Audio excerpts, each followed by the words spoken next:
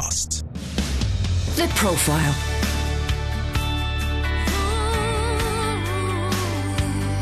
You're listening to Premier Christian Radio. Well, hello and welcome to The Profile here on Premier Christian Radio with me, Sam Hales. The Profile is brought to you in association with the magazine that I help edit. It's Premier Christianity Magazine. And if you would like a free sample copy of our latest issue, just head to our website. It's premierchristianity.com/free sample. But today on The Profile, I am speaking to John Mark Comer. John Mark is the pastor of Bridgetown Church in Portland, Oregon, and the author of a number of Christian books, including Garden City and most recently, God Has a Name. John Mark, welcome to the show. Yeah, thank you. It's great to be here. I'm particularly impressed. You have just flown in, literally today. Yes. So the jet lag must be pretty difficult. Yeah, we got in at, I think, 6:45 in the morning, your time, middle of the night, our time. So, wow. You know, we're running on coffee and prayer right now. I'm impressed. Well, thanks for being here. Here on The Profile, we always like to go back to the beginning of a person's life and hear about their faith journey. I understand your dad was a megachurch pastor. Yeah. So I imagine Christianity was there right from the get-go. Yeah, absolutely. And that was a part of my story. So I have an amazing mom and dad who I'm really grateful for. They were both first-generation followers of Jesus. Grew up in kind of the 1960s rock and roll scene and then got kind of radically saved in his generation's language. And was a pastor on staff at one of the first megachurches in America. So it's hard to imagine now, but in the 1970s, there were only 10 churches in all of the U.S., over 2,000 people. Right. And I grew up in one of them. And West Coast of America, Bay Area, Silicon Valley. And so even that was a part of my faith journey, growing up in the megachurch culture from birth, growing up in evangelicalism with all of the good and bad. And of course, that word means all sorts of different things, all sorts of different people, and I think it's about outlived its usefulness. But that was definitely a part of my upbringing. So did you sort of embrace Christianity at an early age and kind of haven't looked back since? Yeah, I mean, yes, but I think, started to follow Jesus from a young age and had the privilege of a good home environment to grow up in. But I think the church tradition that I grew up in, as I hit my teenage years, college, became more of a thinking person, started to read, became exposed, moved to a urban center. I think the answers that it gave to the questions I was asking just did not hold water a lot of the time. And so there's definitely been a journey there as far as my relationship to the Bible. And it's been a healthy journey, a robust journey that I love and I'm grateful that I've gone on. Love to dig into a bit more of those sort of changes over time as we go. But I understand that you planted a church aged just 23. Yeah, well, I was on a team that helped plant a church at age 23. Still very young. Yeah, after kind of co-planted it with somebody older, and then kind of took the lead role when I was like 28 or something like that. That's incredible. And is that the church you're at now? Yeah, absolutely. Bridgetown Church, right in the west end of Portland, Oregon. And how many people are you gathering on a Sunday now? Well, it's different. We used to have multi kind of location. We did that. And actually the one I'm at now, what we call Bridgetown Church, is only 7 years old technically. It started as a location and then became its own healthy a church for all good reasons. And it's about 1,500 people or so on a Sunday. Right. Well, one of the really interesting things about that from a UK perspective is I understand that the culture in Portland is perhaps a little bit different to what some UK Christians may imagine of America. So it's not in the Bible Belt. It's not in a particularly kind of Christian part of America. Tell me more about the culture of Portland and where you're trying to build a church. Yeah, so most people from England have no clue where Portland is. So it's West Coast, up in the Pacific Northwest, so in between San Francisco and Seattle. And West Coast in general, and specifically as you go north from about San Francisco up, is far more secular, very progressive, very post-Christian, very similar to the UK. And so one of the reasons I love coming over here is even the spiritual climate is very similar. Right. The secularism, the progressive nature of a socio-political and even moral vision, and the very post-Christian almost reaction against the way of Jesus, not just indifference to it. That's very much our cultural moment. So we're in a city where the running joke is somebody did a study, I have no idea how you do this, but did a study that found out there are more dogs than Christians in my city. But yeah, it's definitely, I live right in the city, our church is right in the West End, we're one of the most progressive cities, definitely in America, if not in the world. So obviously that presents fairly unique challenges, at least for your part of America. What sort of challenges does that present, and how have you tried to, I guess, combat those or address those as a church? Yeah, I mean, that's a monster question. There's no short answer to that. I think we're living, at least in America, and I'm sure there's some similarity here, in a fascinating kind of cultural moment. It's almost the perfect storm of 3 or 4 different streams. One is the post-Christian moment, where we're now living in a culture that is, in a sense, the byproduct of Christianity on so many moral and social levels, but yet is in a kind of rebellious teenager moment against Christianity. And so that's an interesting moment. Then we're also in the peak of the digital age, 10 years, kind of the post-Steve Jobs iPhone release into the wild. And the smartphone and Wi-Fi and all the digital age has really transformed what it even means to be human. And I think there are all sorts of implications for spirituality in general, and the way of Jesus in particular, for prayer, for Bible reading, for community, for just being present to God, to others, and even to yourself. Then third, at least in America, and I'm not sure, I think it's pretty similar here, my generation, I'm 37, I'm the first year of millennials, and we're essentially the first adult generation that is the byproduct of divorce on a widespread level.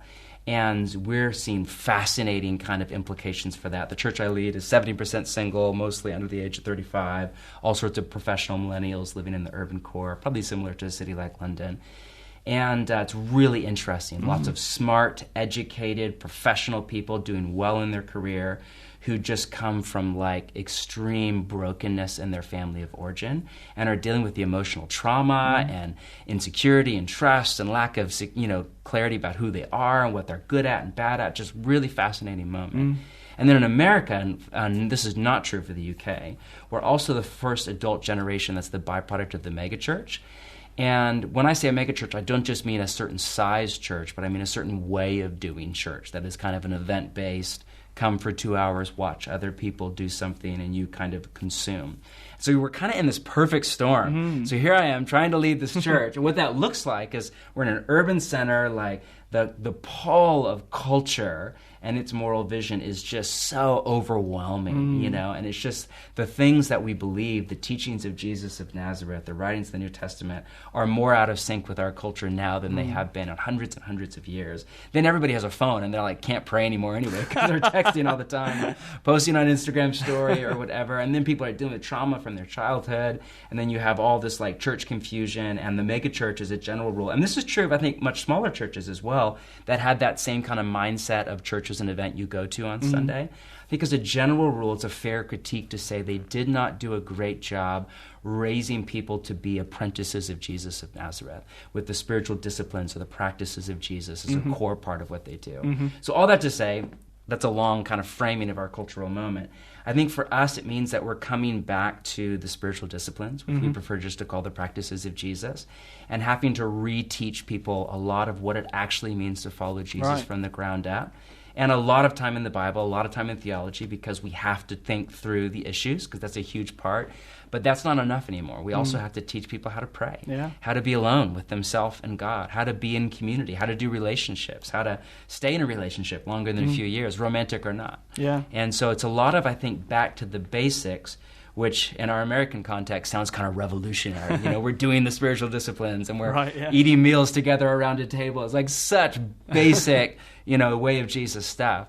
But at least in America, we lost sight of a lot of that. What's remarkable is, despite all those challenges you just outlined, incredibly significant challenges, and I think I would agree that a number of those, if not all of them, do apply to UK context as well. You have leaders on both sides of the Atlantic saying, because of all these challenges, this is why it's so hard to reach millennials or young people, or this is why we don't have young people in our churches. And yet, you are attracting a large number. You just said, was it 70% of your church was younger age demographic? Our problem is we have a hard time attracting people over 40. What have you managed to tap into that's got this age group actually interested in the gospel and interested in church? I don't know. I mean, that would be a better question for young people in our church, I think one of the things that we're really passionate about is recapturing the idea that the way of Jesus is just that it's a way of life. And I think this generation is more experiential than the one before it. And I think that's a good thing. I think that spirituality, or if you want to call it faith, whatever you want to call it, it should be experiential. And if it's not experiential, then something's not right, in my humble opinion. Of course, that goes south at times. It's not just that. And so I think we're recapturing that. I think an openness to have hard conversations. I mean, we would be, we're kind of an interesting enigma theologically because I don't know what these words mean exactly here, but we would be more on the conservative side. All I mean by that is we have a really high view of the Bible, and we believe that the writings of the New Testament, and particularly the teachings of Jesus of Nazareth, are authoritative. And I know a lot of people are allergic to that word, especially millennials, so we might not throw that word out a lot. But we believe that to follow Jesus, to say that Jesus is Lord, is a meaningless phrase unless if you actually live under the authority of Jesus. And for us, we believe that's mediated to us through the four Gospels and the writings of the New Testament in particular. And so in that sense, we would be more conservative, but yet we don't look and sound conservative in that sense because we're willing to have open, hard conversations. But I just think you have to do it. In fact, I think one of the reasons there's so much, at least in America, and I think just as much here, there's this huge kind of growing tribe of de-churched, kind of post-evangelical, angry millennials who are no longer a part of a local church most of the time, but they're listening to this podcast or reading this book or this author or this blogger or whatever. It's because I think that often the church didn't do a great job of creating a safe place to have tough conversations and to have them in an open, honest, intelligent way.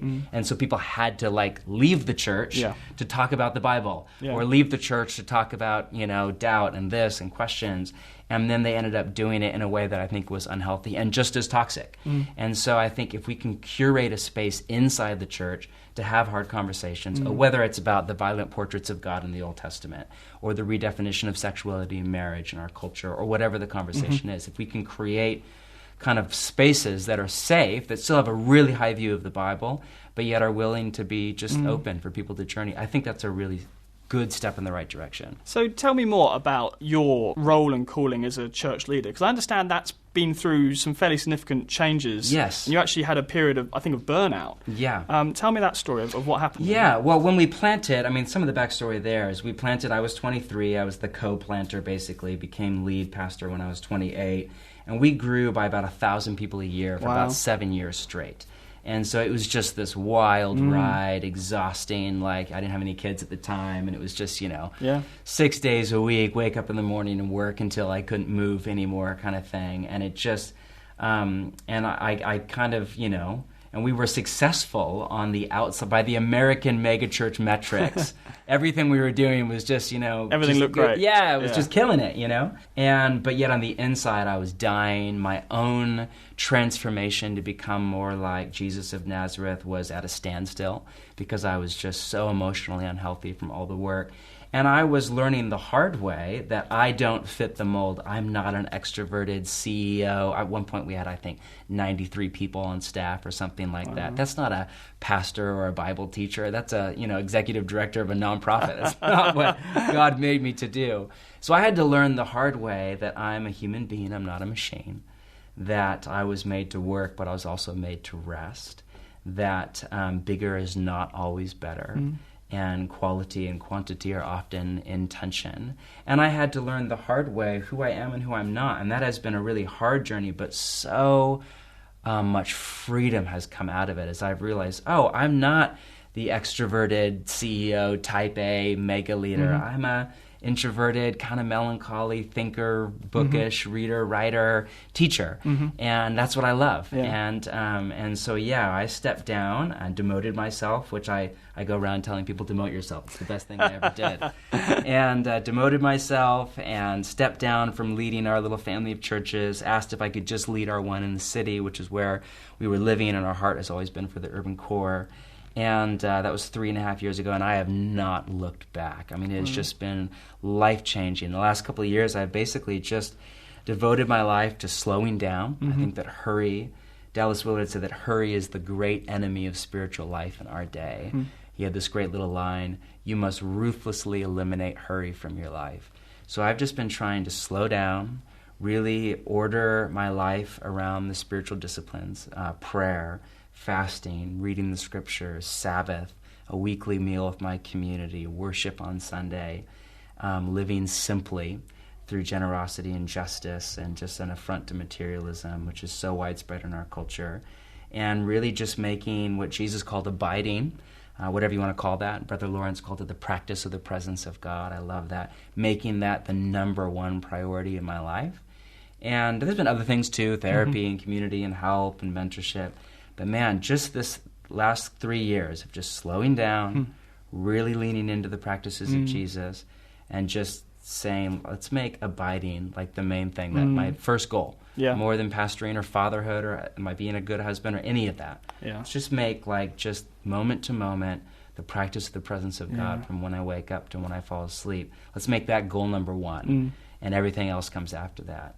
And obviously it's a journey, like I'm not there, but I'm at least en route, and it has been so transformative. I just feel like a whole new person over the last, and I feel like my transformation to Jesus has started back up, into the image of Jesus has started back up again.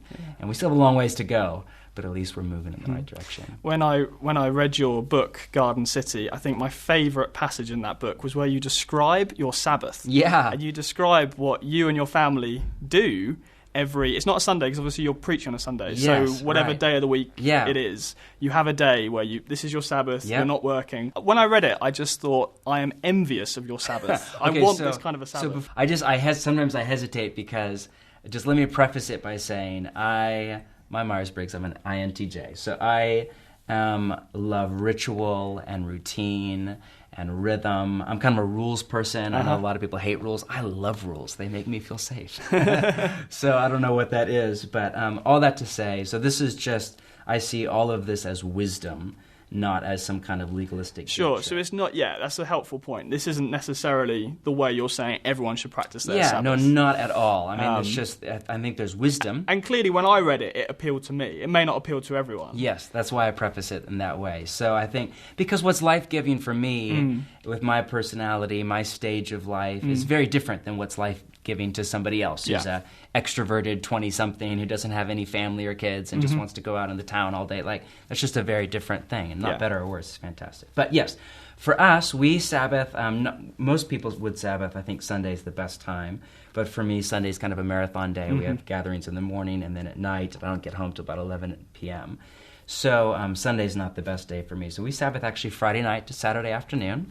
And that's pretty biblical, to be fair. That's pretty biblical. If you want to go back to what it was like. People think that actually is, for those of you listening, the Jewish Sabbath. The Jewish day is measured from sundown to sundown.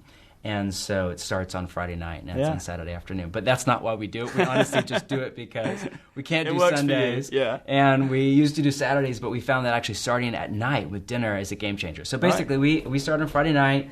We power off all of our phones, all of our laptops. There's actually no technology in the house for 24 hours. We gather around the table. We light a candle. We read a psalm. We pour a bottle of wine or grape juice for the kids. And we invite the Holy Spirit and open our time in prayer. And then we just feast. We just have this massive dinner. We just eat for about 2 hours and dessert. And we go around the table. I have 3 kids.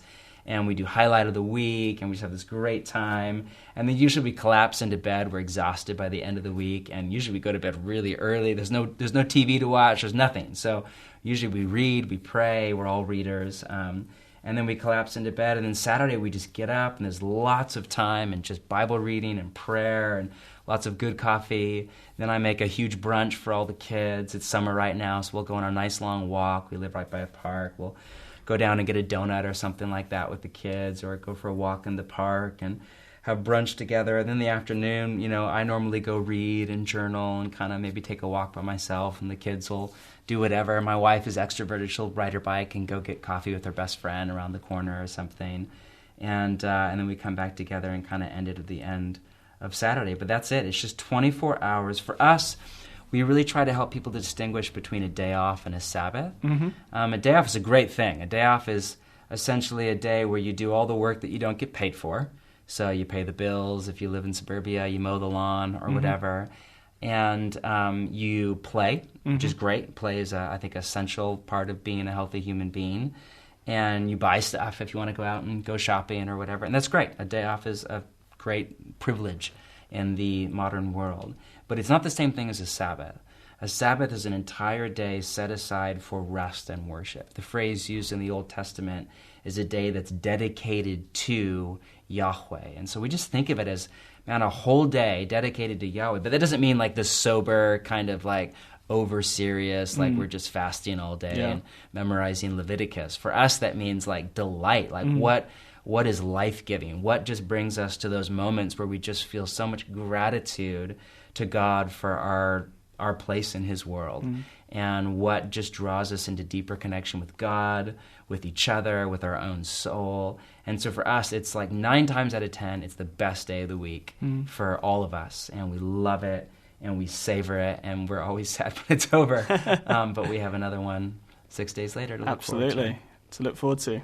Well, as I mentioned, you describe some of that in your book, Garden City, which is a book not just about rest, but about work as well. Yeah. So let's talk a bit about the work portion of that, because I think for a lot of Christians, they do sometimes struggle. I've had conversations with people who think, well, I'm not a pastor, I don't work for a church, or I don't work for a Christian company. Right. Does my work matter to God? Yeah. Absolutely. I think that's a huge conversation. I think we need to remember that the Bible starts not in Matthew 1, but in Genesis 1. And literally on page 1 of the Bible, you have that iconic line about how God created mankind in his own image. Male and female, he created them.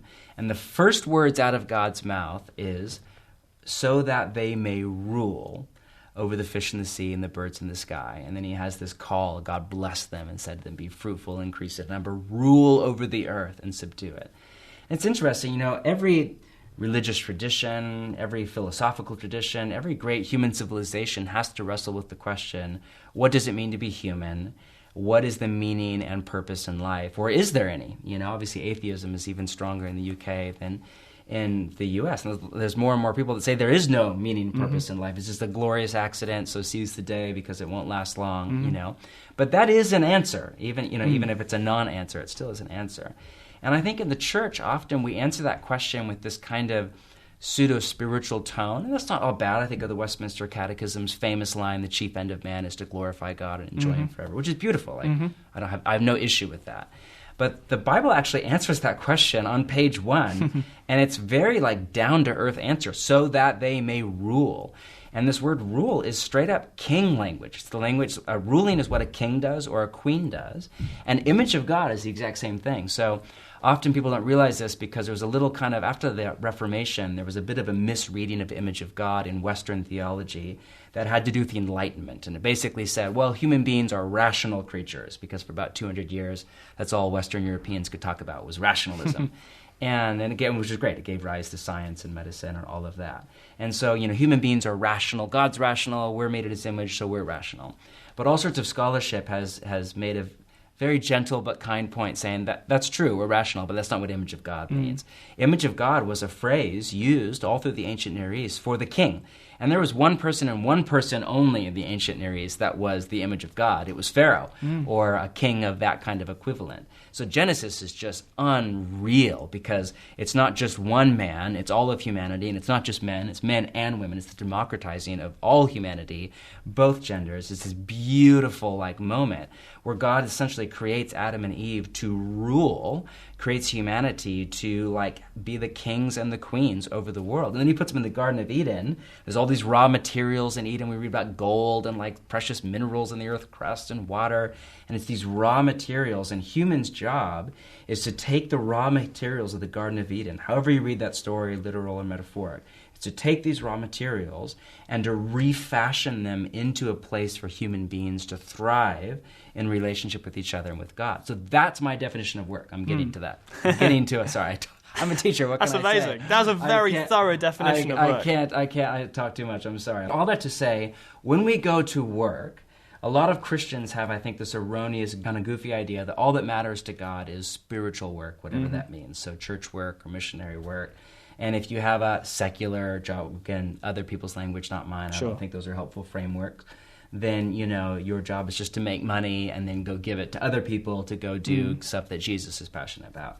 And while there's a little bit of truth in that, Jesus is really passionate about the kingdom of God, and I think he's more passionate about healing the sick than he is about banking or whatever. But I think he's passionate about both. But that is to totally ignore Genesis all the way to the right, the whole story of the Bible, where to be human is to rule, to take the raw materials of the earth and to rearrange them into an Eden-like world, a place where justice is done, where human beings flourish and thrive in relationship to each other, and above all in relationship to God. That's the main thing that we do through our work, whether it's as an insurance salesman or a pastor or a journalist or a full-time parent or an investment banker or a second-grade teacher or whatever. Like, those are all ways that we contribute to human flourishing. And so work is where we take up our God-given rightful place as image bearers, and we take the raw materials of the planet and we do something beautiful. And all of that matters to God. Now, of course, I think the gospel is front and center and matters more than anything, but all of that matters to God. I've heard that expressed by a number of leaders in the UK. In fact, I can think of one organisation that more or less its entire message is what you've just said. They would agree wholeheartedly. And yet, when I was speaking to that organisation, as it happens, they admitted that message just hasn't filtered down. And although a lot of theologians and pastors like yourself have written whole books about it, the average Christian often hasn't grasped that. Why is that? Yeah, I think there is. I'm not sure if that's true of millennials. I think that might be changing. And I think there's a number of cultural trends, and, some of it coming with the increase of affluence for a lot of millennials, not all millennials, right? And so I need to be really sensitive to that. But I think there's a strong desire to change the world or whatever, not just to bring home a paycheck and pay rent or whatever. And with that comes, I think, an ache inside for social good and to do something that's meaningful and matters. So I think millennials more than ever are interested in that conversation. And I think the problem that the work conversation has with all generations is it bumps up, I think, against a very limited, truncated understanding of what the gospel is. That is a very kind of Western, Jesus died so I could go to, heaven kind of thing. That is not untrue, but it's just a very truncated and maybe not even getting the main thing right version of the gospel. So if you open your gospel back up to Jesus' definition of the gospel, which is the availability of the kingdom to all, and then if you set that inside the overall story of the Bible, Genesis to Revelation, which is about the healing and renewal of the cosmos itself, all of a sudden work starts to play a central role in your vision of what it means to follow Jesus. Well, that brings us to the end of part one of today's show. My conversation with John Mark Comer, the pastor from Portland. Stay where you are. We'll be right back with the second half of my interview with John Mark Comer right after this. How Santa Stole Christmas. In the latest Premier Christianity magazine, find out how Christians can win Christmas back again from the over-commercialised version the shops sell us. Plus, could artificial intelligence spell the end of the human race? We chart the rise of the robots. 5 people whose dreams led them to faith tell their story. Claire Musters shares how a disastrous decision forced her to take off the mask in church. And meet John Mark Comer, the pastor to millennials reaching America's most secular city. All that plus much more. Get your free edition at premierchristianity.com/free sample. The Profile.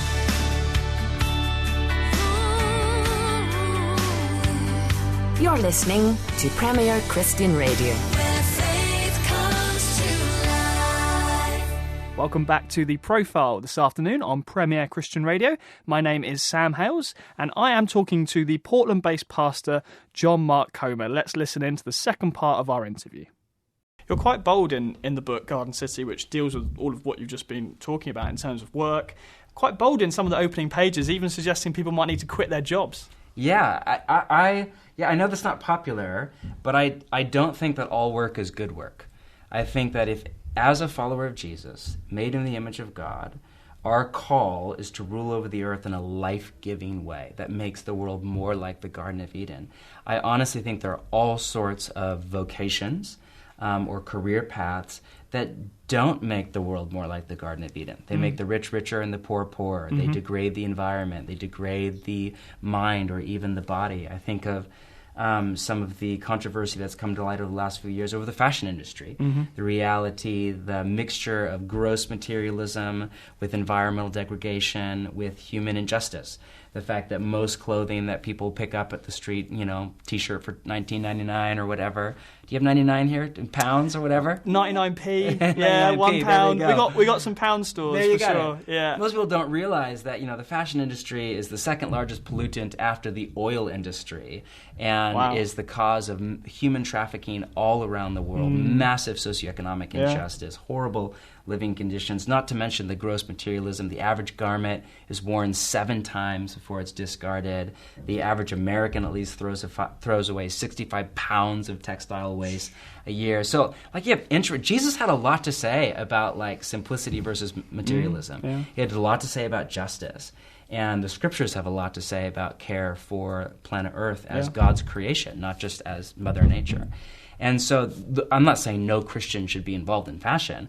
I'm saying I think there are companies that a Christian can't work for and really say this is a calling from God, unless if they're there to instill change. Yeah. But this is where Christians have always been at their best. Some of our best moments, I was just looking at the Tube this morning and saw Clapham on there and immediately thought of Wilberforce and the incredible tradition that you have. Some of our best moments are when people stepped right into the mess of human society and worked from the inside out to change in the direction of justice or a new moral and social vision. Yeah. And so I think Christians actually do this really well when they're awakened to the idea. Yeah, absolutely.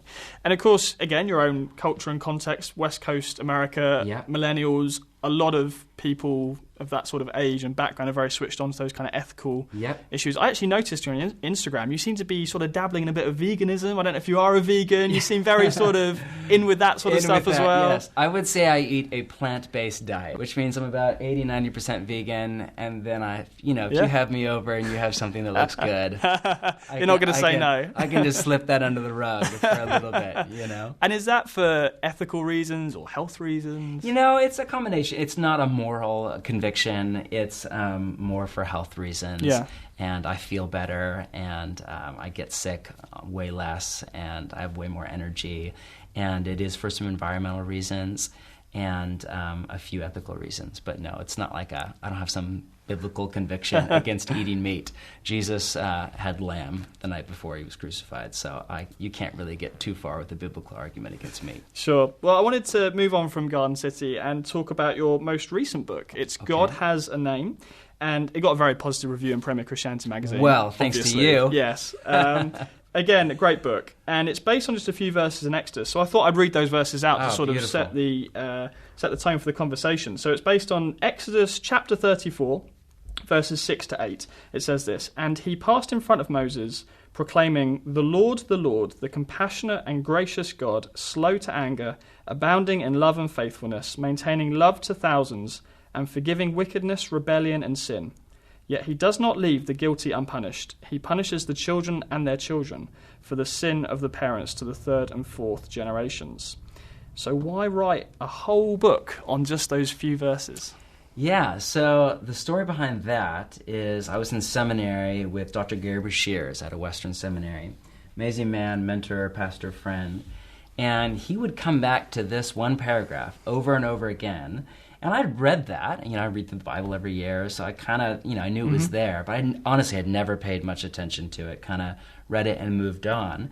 And I did not realize until a number of years ago that is in Breshears' language, that's the most quoted verse in the Bible by the Bible. Right.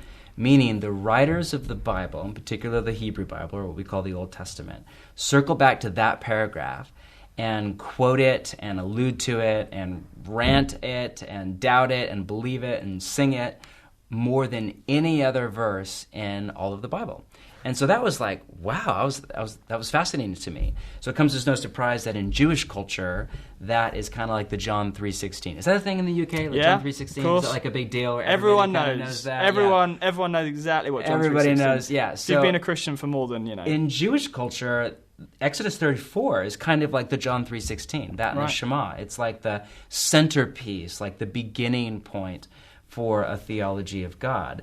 But in Western kind of church tradition, definitely in the Protestant or kind of semi-evangelical tradition, it's like almost unheard of. And what I found fascinating about it is that when Western Europeans, and I mean that in the broadest sense of the term, kind of, the West over the last couple of hundred years. When we think about God, we tend to think about God through the lens of Greek philosophy.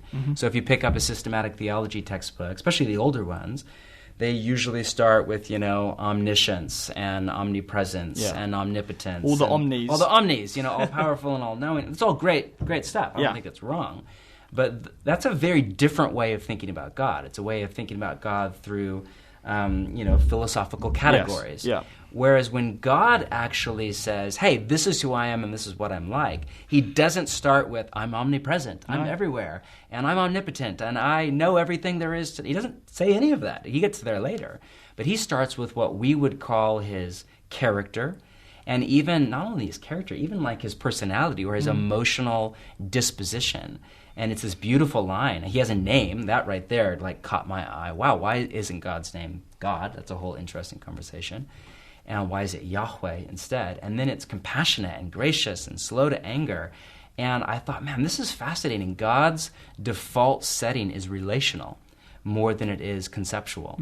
But I think in the West, we often think of God as more of an idea or even a doctrine in some of the kind of distorted versions of our faith, rather than as a person. I don't mean human being, I mean a relational being that we are in relationship with. And so that's what I find just really compelling about this verse in Exodus. And you and indeed many others have said that you can become like what you worship. Yes. And so if you have a wrong view of God, you that will have ramifications for the whole of your life. Yes. You want to talk a bit about that? Yeah, well, I mean, often you'll hear people kind of write off theology as, it's just, it doesn't really matter, and come on, I just love people, and I just do the important thing, And I just think, man, back up the train.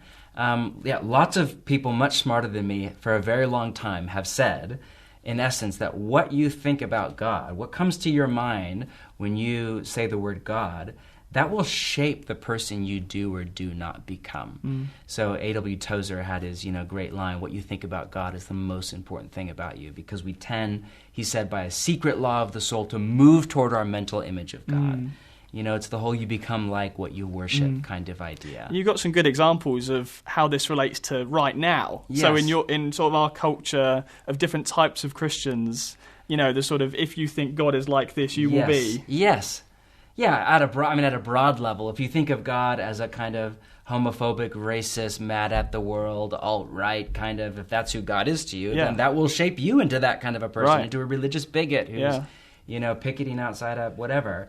Or, which is far more of an issue where I live, and I'm guessing the same for you in London, if you think of God as a kind of good West Coast or urban Londonite, progressive, educated, kind of more elastic about morality and spirituality, and basically a universalist, and come on, guys, if that's how you think of God, then that will shape you into that same kind of bohemian, progressive, post-Christian kind of thing. And it really matters. So when somebody stands up at the Grammys and says thank you to God for a song about a one-night stand, or when somebody is at a military funeral screaming, or when a sniper is praying before he takes the shot, or a peace activist is praying before she lays her life down in front of, all of these people do what they do because of what they believe about God. So clearly what we believe about God matters. Who God is has all sorts of implications for who we are, who we're not, who we become, who we don't become. A lot of Christians speaking to millennials do end up more on the sort of left side of that spectrum, the more liberal end of that spectrum. I mean, I can think of people like Rob Bell, people like Michael Gungor, the Liturgist podcast, very, very popular. Very popular. And these are people who would, I think, agree that they're on the more liberal end of Christianity. It seems like you're in a bit of a different place to them, but you're still reaching that generation. And it seems to me like you will critique the left and the right, if that makes sense. Yeah. I feel like if we're following Jesus well, both the left and the right will be angry with us. Maybe that's just my own psychosis. I don't know. But I think I grew up in a conservative culture, more on the right, and I can tell you everything that's wrong with it and everything that's right about it. Right. And the older I got, the less it worked for me. And I saw a lot of my friends, then the pendulum goes to the other side, and step out of that kind of a church expression into the progressive vision, which usually means stepping out of church, because progressive theology can't seem to keep church around it. And so I would, with a lot of humility, argue that progressive theology kills church long term. It kills faith long term. It kills discipleship to Jesus long term, especially if you don't even believe that the writings of the New Testament and the four Gospels are in any way, shape, or form authoritative. If you're where, Bell is, or something like smart, thinking, well-written person, but who doesn't believe that the New Testament is Scripture, doesn't believe that to follow Jesus you need to live under the authority of Matthew, Mark, Luke, and John, that's a whole other world that I think takes you not only past church, I think it takes you past discipleship to Jesus. So what I'm fighting for, and maybe it's idealistic, but is a third option C, a kind of third way that transcends the liberal-conservative divide, that still takes the Bible. A lot of this has to do with how you read the Bible. That still takes the Bible very seriously as Scripture, but also as literature, and is open to hard conversations and to nuance and reading the Bible in context and all of that.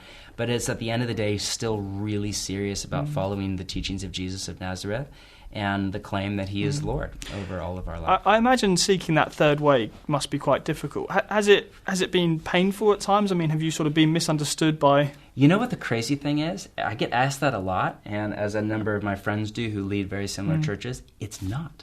It's bizarre. I mean, leading a church is hard, and a city like Portland is hard, but you would think I would just get all sorts of flack, and we really don't. It's just bizarre to me. Just hundreds of millennials, some of them from conservative backgrounds, others of them brand new to Jesus, and like everything that they're reading in the New Testament is like this whole other rude awakening kind of thing at a moral level or a social level or whatever. And yet you would expect that I would get all sorts of blowback and critique and anger, and it's really not. It's just shocking to me.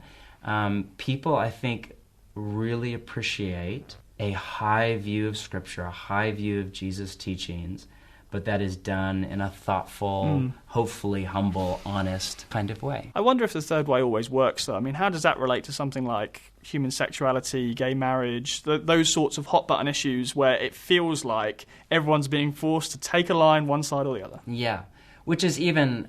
Yeah, I mean, obviously that's a dicey conversation to get into, but even the way we frame sexuality has become so binary. This is less than 100 years old, this even kind of categorizing human beings as homosexual or heterosexual, or now obviously that's broadened out. And now even the LGBTQ community is saying it's not that simple. It's much more complex. Human beings are complex. And so I think the conversation around sexuality is complex. Now, don't get me wrong, I stand with Jesus of Nazareth as best I can understand what he is saying, and the writers of all of the books of the Bible in the ancient vision of sexuality and marriage as between a man and a woman. But that doesn't mean you have to then default to the kind of slogan, political heavy kind of extreme right-wing thing that I grew up in around sexuality and marriage. Sure. So let's talk about the books then. Okay. I can tell you're keen to give us some book recommendations and the people who've influenced you in that way. Yeah, a number. I like to say that N.T. Wright taught me how to read the Bible and Dallas Willard taught me how to follow Jesus. Wow. So obviously huge fan of the UK's own N.T. Wright. In fact, most of the theologians that I enjoy the most are actually British. Really? Or some tangentially connected. So. Okay. N.T. Wright, Chris Wright, his book, The Mission of God, Unlocking the Grand Narrative Scripture, is one of the most important reads for me. Of course, New Begin. Michael Green, his work on the Holy Spirit has been so helpful. Richard Bauckham has been super helpful on a theological level. But on a following Jesus level, the writings of Dallas Willard, honestly, have just shaped me more than anybody else. And everything by him is amazing. It's all a bit of a pain to read. Two most important books by him are also very hard to read, but they're The Divine Conspiracy, and then his follow-up book to that, To the Spirit of the Disciplines, which are two of the most important books I've ever read. If you're not much of a reader, start with The Great Omission, which is a much shorter form. It's like about 50 pages long, and then the rest of it's just essays. So you can just read the first 50 pages, kind of get the gist, and stop if you want. And it's amazing. And then at a popular level, John Ortberg, who was a mentee of Willard, has done a great job of kind of popularizing Willard's ideas and making them more accessible to kind of normal readers and the kind of middle of the bell curve in a healthy kind of way. Also, Pete Scazzero's work around emotionally healthy spirituality. I'm not sure if you're familiar with him. Yeah, absolutely. Man, that has just been transformative. Absolutely, just a huge transformative thing for us. Wow. Just from that list of people, that is quite broad. And you've said before that, interesting quote, that Protestants have made the Bible the centre of their discipleship, whereas Catholics have made prayer the centre. It's a both and. Maybe fairly easy for you in your situation to sort of speak positively of Catholics and Protestants. I mean, it's not for every Christian who'd like to. There still can be a big divide between those two communities. But tell me a bit more about why Protestants and Catholics actually need to learn from each other, because for some people that will be a strange idea. Yeah. Well, I mean, of course, that's a huge generalization, if not stereotype. I think it's interesting when I talk to my dad, who's 30 years older than me, he's 67, I'm 37. His view of Catholicism is so different than my view. And I think it's because I grew up post-Vatican II, and I'm not by any stretch of imagination an expert on Catholicism, but I grew up post-Vatican II, and then, I mean, can we just all agree that the Pope right now is a rock star? Like, I mean, how could you not like him? He's like the best thing since Jesus of Nazareth. So I think that has shaped a whole generation's perception of Catholicism. And Catholicism obviously is just as broad, if not broader, than Protestantism. But I'm really intrigued by a strain of Catholicism that takes prayer really seriously, whether that be Ignatian or Jesuit spirituality, and some of the more Catholic contemplative writers. Richard Rollheiser has written some amazing things that has just been so, so helpful to me. And my spiritual director is actually a Jesuit priest, so it was really interesting. We had him come speak at Bridgetown Church a few months ago. We did a series on prayer, and we wanted to do a teaching on, what Jesus called abiding, or what the Catholics call contemplative prayer. And evangelicals just don't have much to say on contemplative prayer. I don't mean that to be rude. It's just there's not. We've written a lot of books, and there's not a lot of them on like quiet prayer before God and stillness and contemplation or abiding. And Catholics have been writing about that for hundreds and hundreds of years. So I had him come and speak. It was really interesting. A few older people had a hard time. Most people loved it. He got a standing ovation at the end. I've never had a standing ovation, ever. I've been there 14 years. Nobody else ever has. The only standing ovation ever that I can think of in the history of our church. And I think his teaching wasn't even that amazing. It was good, but I think there was a deeply, healing moment there, and a symbolic gesture of having an older Jesuit priest whose life, especially even as a celibate man, is such a compelling example to a church full of single millennials in urban Portland, to have a 60-something PhD, highly intelligent man who's celibate and has basically devoted all of that sexual energy to prayer instead. That's a compelling thing. Yeah. And so all I think is we can learn a lot from each other. And he'd be the first to say, we are learning how to read the Bible from you. Right. And I'd be the first to say, I'm learning a lot more about prayer from some really great Catholic teachers. Yeah, you mentioned it earlier, but the prevalence of modern technology, I'm reading these interview questions off my iPhone, you can't escape it. What have you done in your own life to regulate the use of these mobile phones and technology and everything else? You already mentioned Sabbath and switching on. Does it have to go beyond that if you want to have a sort of deeper prayer life? Yeah, we're into the realm of opinion at this point. And I would, probably have a more negative than positive view of technology. I'm really grateful that I could find the studio with maps. Yeah. Otherwise, it would have taken me forever and asking around and the old paper tube map. Remember that from when I first came to London forever ago? So some great things about technology. I can FaceTime my wife and children who are back home when we're done here. It's great. I love it. But I think it has some pretty catastrophic ramifications for prayer, and not just for prayer, for any kind of creative or knowledge-based work. There's all sorts of writing being done right now in secular society about what the phone is doing to destroy our creativity and even our ability to focus for long periods of time and do meaningful knowledge-based or information-based work.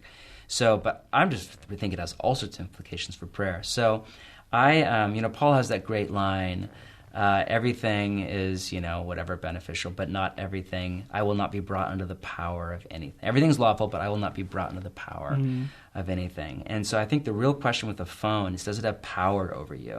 And I honestly think that for most people the answer is yes. I think most people's relationship to their phone, to the internet, to social media falls right under the clinical definition of addiction. Right. And I think those little pockets of moments that just so much has changed. Like the phone that you have in your hand, 10 years ago it did not exist. Yeah.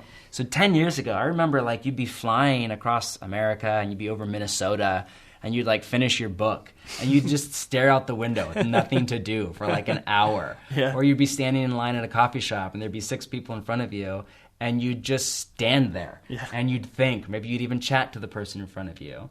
Or you'd be sitting in traffic and, whatever, your radio is broken and those some of that was just boredom and wasted time. Yeah. The phone has made me more efficient than ever. But those used to be little pockets of time where we could open up to God. Those were little like potential portals to prayer. And now all of those moments are gone. Boredom is something that we vaguely remember from like grade school. Because they've decided to put Wi-Fi on planes for some reason. Exactly. So you think that's the one place you could go? The one place you could go. No, that's where I catch up on email. Come on, that's where I catch up on all my email and my tweets. So all that to say, back to your practical answer to your question, I've turned my smartphone into a dumb phone, so I don't have any Twitter or anything like that. I don't have any email on it. Don't use it to search the web or anything like that. I basically use it to text, call, and then basic functions like maps and weather and stuff like that. And I turn it off every night at 8:30 and don't turn it on until 9:30 the next morning. So I have the evening with my family, get a good night's sleep, and then I wake up, pray, do Jesus stuff, and then do 2 hours of deep work before I even turn on my phone. Yeah. And then during the workday, I'm just trying to have it be a tool and not a master. And so if that means I don't carry it into me with a coffee appointment, I don't have a phone open in front of me when I'm trying to be present to the person in front of me or a meeting or whatever that is. Yeah. And then, of course, Sabbath, where I turn it off. And vacation, which is my favorite, where it's off weeks at a time. And I bet you don't miss not being able to contribute to the latest Christian controversy on Twitter. I don't miss it at all. I'm sorry. People just mock me because I only have, Twitter online, and I literally have it in my schedule once a week. Every Tuesday I go and I answer anybody who tweeted at me, and they just mock me because it's been like 10 days or whatever I'm responding to some. But I don't know it's there, and I don't care. You don't care. I'm much more interested in being present to my 3 children and being at peace and being aware of It's interesting how I feel like more and more people are talking along these lines and discovering this. I mean, Philip Yancey, for example, wrote, as it happens, a blog post about this issue. He said he is no longer able to commit to times of deep reading because he finds himself distracted. He's concerned his attention span is becoming shorter. Yeah. And he was, to my mind, calling out a problem that many people have realised existed. And he's Philip Yancey. Yeah, but because it's Philip Yancey and he's such a well-known, well-respected Christian author, I feel like a lot of people read that blog who wouldn't have done otherwise. And of course, people did point out it was slightly ironic when people started sharing this on Facebook. But even so, I think people are becoming more aware of it, especially as it relates to reader. And you're a keen reader. Yeah. So what are you concerned that Christians are reading less than... and I mean in terms of books, not just blogs. Christians appear to be reading less and less books. Because other people have commented on this about how, certainly here in the UK, you used to go to Christian conferences and people would recommend books. And I'm sure that still happens in some places. But generally speaking, you see less and less pastors holding up books saying... And the books that make it tend to be a little bit less serious. Right. Mm-hmm. So this is a problem. Yeah, I'm concerned. I mean, just because... I mean, every generation has its issues. And I think this is one of ours. Just because I think millennials are smart... And they are still reading a lot online and blog format, but there are some things that just you can't do in 140 characters or even in 1,000, word blog posts. Like you just have to invest a couple hours in it. And I just read, David and Stone Brewer's fantastic book on divorce and remarriage. It's the best thing I've ever read. David is a columnist in Premier Christianity magazine, I'm pleased to say. Fantastic. And it was the best thing I've ever read on it. Right. But if you really want to answer the question, well, what does Jesus in the New Testament say about divorce and remarriage? You can't go read a blog post. You need to spend 3 hours and you need to go read that book or an equivalent of it. Yeah. So I think there are all sorts of implications, and I think you see it a lot, even in the slide to progressive theology for so many millennials. What's shocking, let's take the sexuality conversation or the marriage conversation.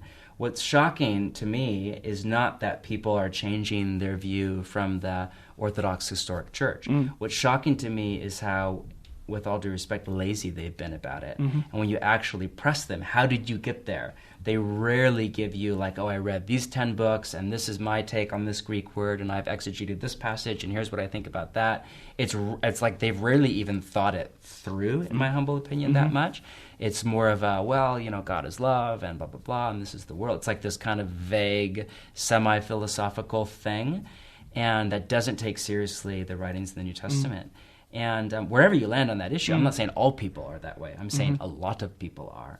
And whether it's that issue or another one, let's take an issue from the right. Let's take military violence or something like that, which I think Jesus has a lot to say about when you pay close attention. All that to say, I think when people stop reading seriously and thinking carefully, it's just breeding ground for bad theology, which, of course, then back to our earlier conversation, means bad character formation and means we don't become the kind of people that God wants us to become. Yeah. So you're here in the UK. Yeah. Tell me, what brings you here, and what are you going to be speaking about here in the UK? Yeah, I'm here for the New Wine Conference, and I love coming over here. I've been coming over here for years. Our church has been on a journey with the things of the Holy Spirit over the last 3, 4, 5 years, and we've been learning so much from churches in London. I have some great friends who pastor churches in London and around England that we have just been learning a ton from over the last few years. So for me, it's kind of just a great excuse to come over. There's so much cultural similarity between the Pacific Northwest, where I live. Obviously, Portland's a much smaller city than London, but in London in the UK, I go to Atlanta, Georgia, and I just feel like I'm on another planet. I come to London, and it just feels like everybody has cooler accents, and it's a bigger city. But other than that, I feel the vibe, So there's a lot I feel like I can learn here from great thinkers like yourself and other followers of Jesus. So how can people connect with you online if they want to hear more of your teaching or want to get your books? Well, they're welcome to follow me on social media, and I will check it once a week. So anything they say every Tuesday afternoon, Pacific Standard Time. We'll hold you to it. If you reply too early, I'm going to be concerned. Exactly. Except sometimes if it's like a heavy tweet week, like my Twitter feed only goes back so far. There's like something it just doesn't let me. I miss some, or johnmarkcomer.com or bridgetown.church is our church's website where our podcast and all of that is located. Right. Well, John Mark, thank you for coming. It's been a pleasure. It's really a joy and an honor. Thank you for having me. Well, that brings us to the end of today's show. Do hope you enjoyed my interview with John Mark Comer. You can now access this show as a podcast direct to your phone, tablet, computer, however you want to listen, wherever you are in the world. You can hear these interviews on the go. Just go to the website. It's premierchristianradio.com/the profile.